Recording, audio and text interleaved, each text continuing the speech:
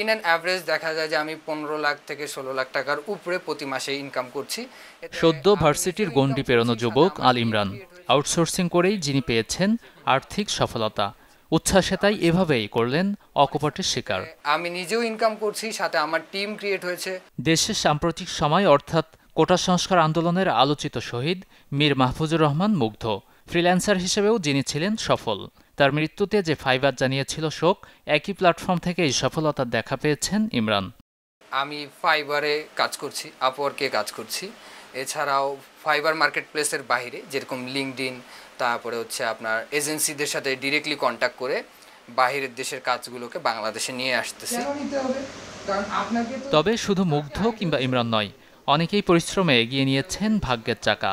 আর্থিকভাবে সচ্ছল হয়ে ফিরিয়েছেন পরিবারের গতি। ঘরের কাজ করার পাশাপাশি আমার সন্তানকে, আমার পরিবারকে সময় দেওয়ার পাশাপাশিও এখানে আমি কাজ করে আমার দেশের জন্য, আমার নিজের জন্য, সংসারের জন্য অনেক ভালো একটা কিছু করতে পারছি।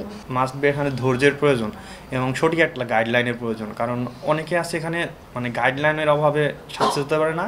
আরেকটা বিষয় হচ্ছে তারা ধৈর্য ধরতে পারে না। অন্যদিকে ফ্রিল্যান্সার হিসেবে সফল হতে রাখতে হবে ধৈর্য, দক্ষতা বৃদ্ধি আর লেগে থাকার মতো মনোভাব এনে দিতে পারে সফলতার ছোঁয়া। প্রথমে কিন্তু আমিও খুব যে একটা কাজ পেয়েছি তেমন কিন্তু না, কিন্তু আমি কখনো হাল ছেড়ে দিইনি।